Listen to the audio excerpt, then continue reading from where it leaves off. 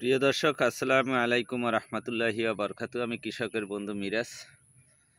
প্রিয় দর্শক, এই গাছটার ভিডিও দিছিলাম 4 দিন আগে, যে গাছের কোনো লতি ছিল না। এই গাছটা দেখেন, এটা 3টে লতা আবার বের হয়ে গেছে। ওই সাইডে আরেকটা বের হয়েছে।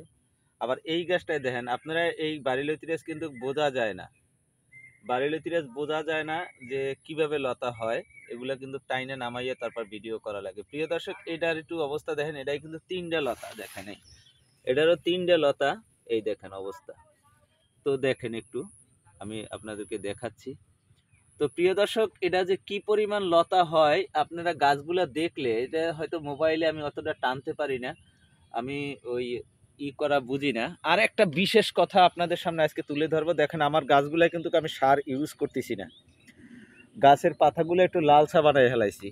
এর কারণটা হলো কি, এই গাছটা অনেক আগের গাছ, ফুল আসার সম্ভাবনা থাকবে। এই কারণে কিন্তু আমি দাপটটা কমাই ফেলাইছি।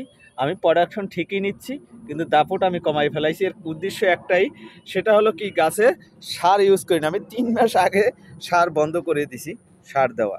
তো প্রিয় দর্শক, আমি যে কথাটা বলতে চাই, এটা অরিজিনাল বাড়িলতিরাজ। আর অনেকে জিজ্ঞাসা করছে যে বাড়িলতিরাজের বৈশিষ্ট্য। প্রিয় দর্শক, বাড়িলতিরাজের বৈশিষ্ট্য, এই কপালে একটা কালো তিলা থাকবে এরকমের, এটা হলো বাড়িলতিরাজের বৈশিষ্ট্য। তো আমি যে কথাটাই বলতে চাই, আপনারা একটু আমি যদি একটু লতির কোয়ালিটিগুলো একটু দেখাই। দেখেন, এই গাছটা লতা দেখা যায়, গোড়ায় কিন্তু কোনো লতা দেখা যায় না। দেখেন, গোড়ায় কোনো লতা নাই, কিন্তু এই কাণ্ডের মধ্যে দেখেন 3টে লতা। এই দেখেন, আমি হাতের ভিতরে দিলাম এই গাছটার থেকে।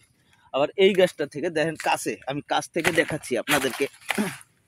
দেখেন, এটাই কিন্তু এই 3টে লতা, এটাও 3টে লতা। তো এটার বৈশিষ্ট্য এটাই যে ভাই, এটা প্রত্যেকটা গাছে লতা থাকবে 3টে 4টে করে, কিন্তু লতাগুলো বোঝা যাবে না, দেখা যাবে না। এটা হইলে যে এটার বৈশিষ্ট্য। তো প্রিয় দর্শক, আমার কথাগুলো মনোযোগ দিয়ে শুনবেন। আপনারা যশোর, নাটোর, বাড়িলতিরাজ, বাড়িচৌদ্দ, বোম্বাই লতিরাজ, ফেমাস, আলমের, মোটাকুসু, অনেক জাত আছে, অনেক